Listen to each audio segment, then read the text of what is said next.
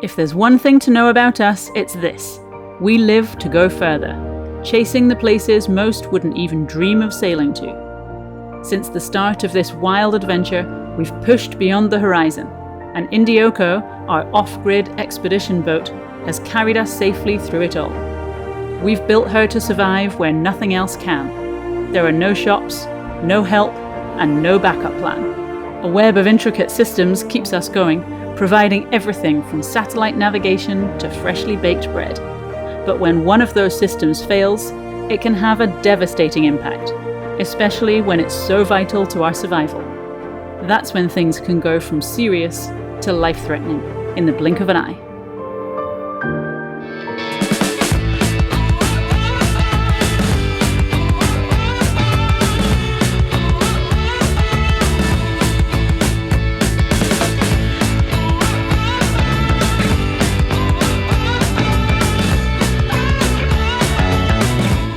Well, you know, there are days that we wake up with great ideas, massive aspirations that we're going to somehow set sail to remote, desolate islands, find incredible marine wildlife, probably take on a couple of dives and things, and then before you know it, you're doing this. I was in such a good mood this morning. Join the club. And now, this is probably the biggest emergency we've had with our water in 5 years of cruising. So, you know that we've had a problem with our Watermaker for the last couple of months. We've been running on only half output, so like catching rainwater to do the laundry and stuff like that.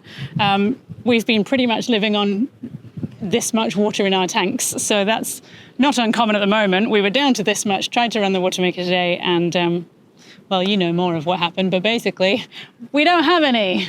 Yeah, so I jumped down to run the Watermaker in its kind of limp mode that it's in already, and discovered that the high pressure pump has kind of given up. The Watermaker, for those of you who care a little, are made up of several parts, but there's two pumps. There's a small pump and a big pump. And we thought we might have issues with the small pump, so I was already working on replacing/repairing that. And just as I was running up the Watermaker to pressure, suddenly the high pressure pump, which is much louder and noisier and grumpy, just stopped. And so now we have zero way to make water, full stop. We cannot make any water.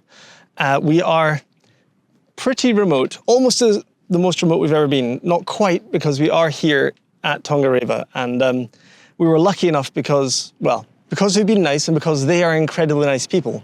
They've gifted us water from their tanks. So they capture all the rainwater that lands here in these giant tanks on shore, and they've decanted some of it for us right here. Yeah, so it's not expected to rain at all in the next week or so, and yet still, lovely, lovely Cure on shore has not only let us fill up tanks from their rainwater reserve, but has also donated, or lent us rather, these jugs to carry it in, because our one got completely caked in the sun and just completely cracked, so that will not hold water anymore. So we've borrowed her jugs, we are just pouring this rainwater into our drinking tank, which is something that we've never done before. We've always tried to keep our drinking water and our rainwater separated, but now is not the time to be too choosy. Although I am just realizing that these tanks have a label on them for premium quality oil.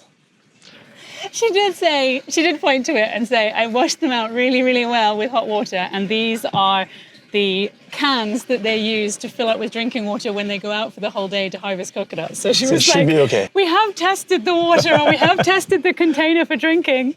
I mean, it's fine. Once upon a time we used soap barrels to carry diesel, so now we're using oil jugs to carry drinking water. Yeah, Not quite sure. It'll just be fine. What comes next?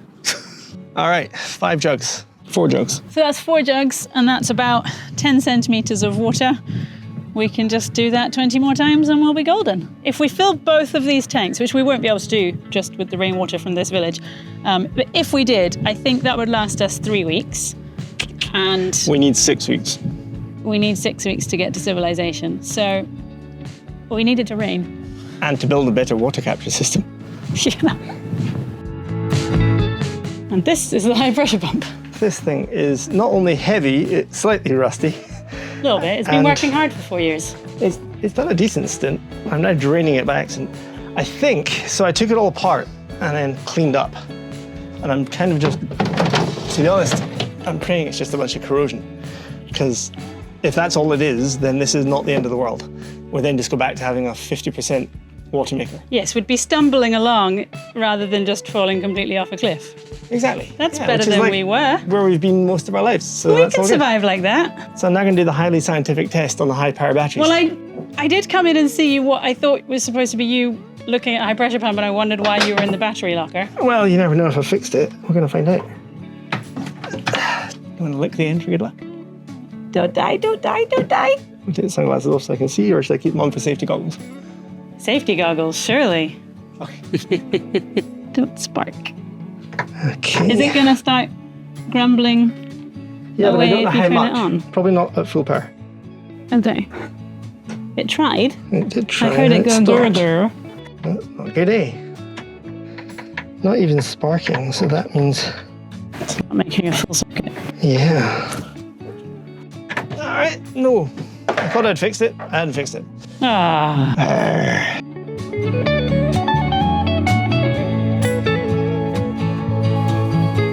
So this is day 2 of having no water. We are going to go back to shore again. We have done 3 runs so far, so I think we've got about 270 litres. I'm really hoping that we can do another 2.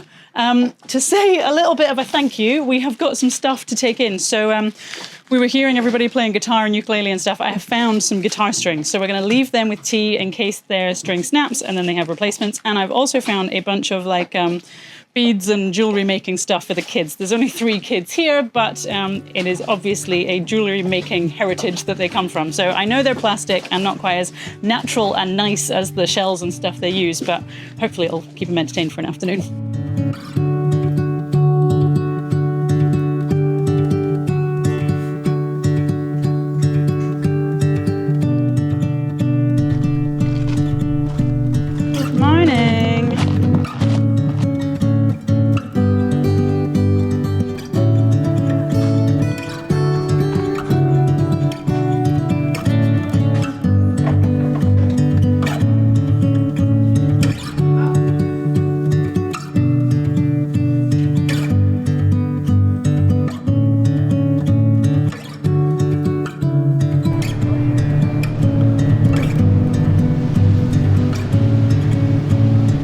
All right, and with all of that going on and this carnage in the background, we actually need to check out as well. So we are going to grab our passports, head to shore, and Kura and the family have organised for what is essentially like the boat bus to take us from this side of the atoll over to the main village and do all the bureaucracy and formalities and the bit that I never really understand, but thankfully that's why Brownie's here.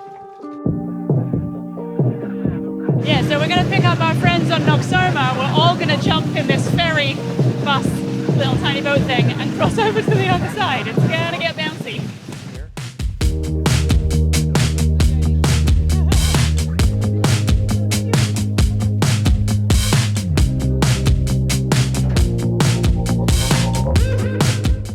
All right, this is awesome. We've like all brought chairs onto the ferry so that we can all sit comfortably. I thought we were going to like stand against the side and brace ourselves. No, it's the island bus. It's great. We've got seats, we've got music, accompaniment, and friendship. What's not to like? Perfect. Where are the snacks? Oh, they come round on a tray in a minute. They have to push the cart, but it's a bit difficult. Because you're sitting in the aisle. Yeah. Co-pilot has a flask of coffee. Snacks are a tray of biscuits.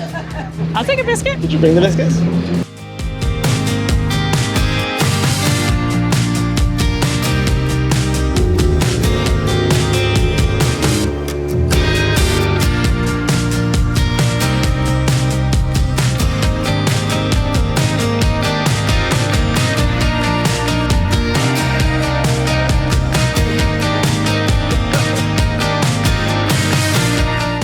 Okay, we should probably explain. We are not leaving the Cook Islands, but we do need to come and clear out, get our papers signed and our passports stamped, because there is one more island that we would like to visit.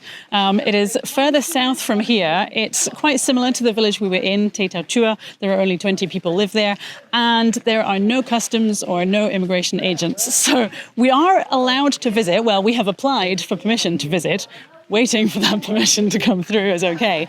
But it just means that we have to complete all of our paperwork here.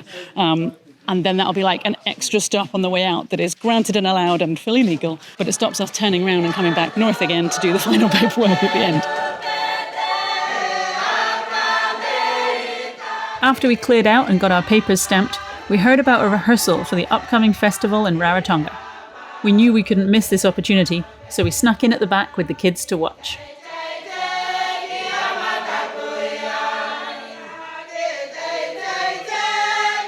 Every 10 years, the whole country of the Cook Islands comes together to celebrate their culture, with dance competitions and choirs from every island performing on stage.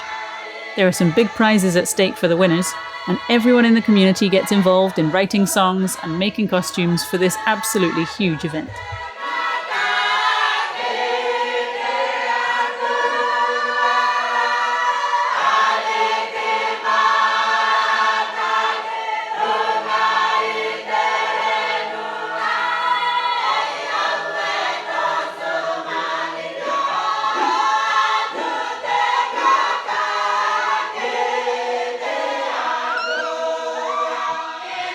So it's just the choir practice right now. They don't have their costumes because they're still making them. Everything is right down to the wire to get it finished.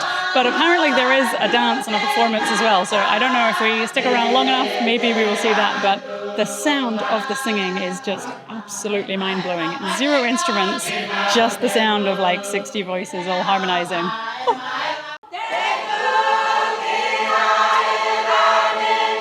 It's so hard to capture on camera the true experience of watching this choir perform. The island of Tongareva is renowned for their unique singing style, which is based on a complex harmony of 3 bass and 4 baritone parts, along with the more familiar altos and sopranos. The end result of all these different melodies is breathtaking, and we had never heard anything like it until visiting this village. So it's no surprise they are a crowd favourite for the singing category of this year's competition.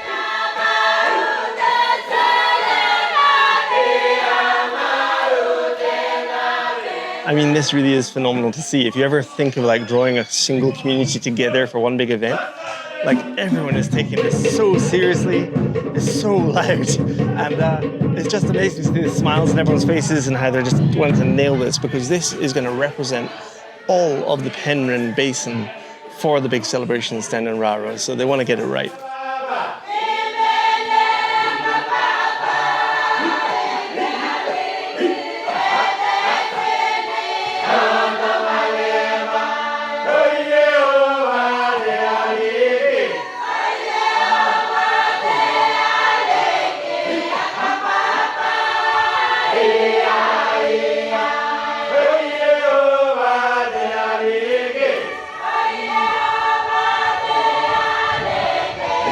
Have one more thing to do before we lift anchor, and that is to make our drinking water accessible so that underway we don't die of thirst.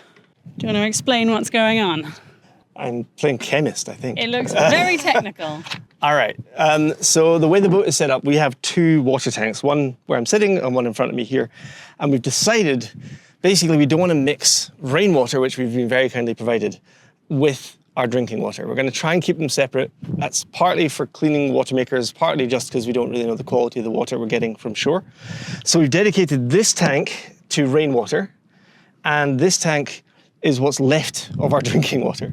However, it means that we have to choose which tank we're drawing from and use inside the boat. And so we're using the rainwater. That's going to be everything for washing dishes, washing ourselves, that kind of stuff. But that means we have no way of actually getting into this tank and using the drinking water, which is slightly stupid. So we have a series of empty bottles inside that we're going to fill up with the drinking water that we can use underway, but we didn't want to have to top them up and come out here and literally open up the hatch in case the swell is quite big, and then we contaminate it with a big wave that splashes in. So I left Ian with the task of figuring out a way of getting the water from the tank into the bottles, and I was like, oh, he'll figure it out. I'll go and tidy up or something. And I did. So you might remember that we had that really cool diesel transfer pump thing for the jerry cans like a couple of weeks ago. The guys at Seaflow did actually send a little care package, and it wasn't just that. And I don't think they realized that they were doing this at the time, but they've actually given us the perfect freshwater transfer system, sort of. I've improvised. This is a submersible bilge pump that can also do fuel, but I've decided to use it for fresh water because we've never used it before. Tied onto a washing machine freshwater hose that I've cut the ends off, and then just zip tied together so that the power cable is now running from a switch inside that would normally run one of our water pumps. So essentially I can just drop this submersible bilge pump into the freshwater tank, put the other end on a giant bottle, and we can bilge out whatever we want to drink. So essentially the only issue with this sort of temporary design, this is generation 1 of the idea. Yes, it will improve, I'm sure. It doesn't have a switch out here, so we have to shout through the window, I need you to go inside and flip the little power switch for this to run, and then it comes out at 280 gallons an hour. Yeah, that's going to fill that bottle quite quickly. Yeah, like 10 seconds, less than 10 seconds. Not very long at all, so be ready to turn it off, please. All right, Brian's gone inside and is readying the power switch. I'm kind of balanced here with our creative solution. It's all going to go really, really well, I can tell. This is going to work first time. It's one of those inventions that you can't really go wrong, surely. Ready? Ready. All right, let's see how fast this goes. What's the code word when you want me to stop? Ah! Geronimo. Okay, Geronimo, yeah. Ready? Geronimo! Oh no, wait. It's actually working. Geronimo! First try. How was that? It's actually perfect. Just like that, we have water. So that's it, anchor's up, we're away. Kind of sad, this one. It really is. There's some places we've been where you really, well, there's some places you've been, you kind of think, I'm okay to move on now. And there's other places where you think, yeah, if I'm coming back here, because this is quite special. The people are what make the place. Absolutely. And the people here are just incredible and so kind and generous. And like, we had issues with our Watermaker and it was just no questions. Yes, of course we have water. Why didn't you fill your tanks? Yeah. Like, unbelievable. When you think where they live, you know, Ankura and T and everybody, they've built a home, but it is on a tiny coral speck of land in the middle of an ocean. Yeah, we are hundreds of miles from the nearest place, and the nearest place is an uninhabited speck of sand. We are thousands of miles from anywhere that actually has, you know, real people and things and resources. Supply ships do not come here often. Sometimes it's 6 months, sometimes it's 8 months. So for people here to give their own things to us is very humbling, because normally we like to think that we're helping people that we meet and we're the ones that have the freedom to go to other places. But when it comes to fresh drinking water, we just don't have enough time to get anywhere else. So that was a massive, massive lifesaver, and sailing away is a little bit difficult this afternoon.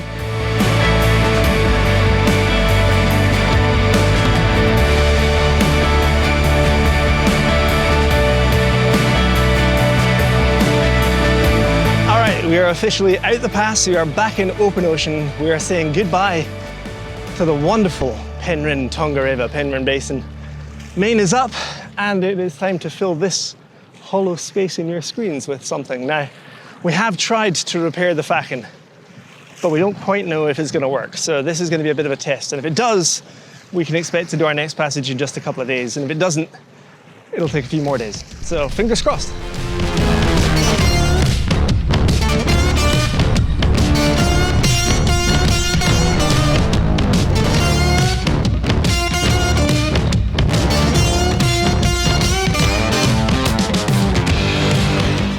I think Penryn doesn't want to let us go, to be honest, because we're not long out and this nice little squall has come running over us. So feels like in the first hour of sailing, maybe even less, we've had the full main up, 1 reefed spinnaker, 2 reefs spinnaker, no mainsail spinnaker, and now we've put the spinnaker away and put the motors back on for this 1 squall to pass over. And then pop it back up again and get going, I guess.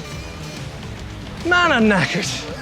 Whew, yeah, we were making good speed though. When we gave up on the mainsail, that was just nonsense. It was just a spinnaker. We were doing like 5.5 knots. With the main, to be fair, we were doing 7.5 at the beginning, but it was just a bit too kind of flattery. I think because the swell is pretty high today. The swell's maybe, I don't know, 2.5? Supposed to be 2.3, 2.5. Okay, so what's that convert to, like 7.5, 8 feet? Somewhere in there. And it's just enough to throw the boom back and forth with the main up. So, because the wind is light enough, the main doesn't stay full. So by putting it away, we actually get more power in the spinnaker and nothing else, and we just get dragged along just under, like, through wind speed. Yeah, it is pretty good. And pretty good. Now looking around, the rain has almost stopped. The entire rainbow that was just over the boat has now moved off ahead of us, so we can almost put the sail back up again. Yay! Back to speed.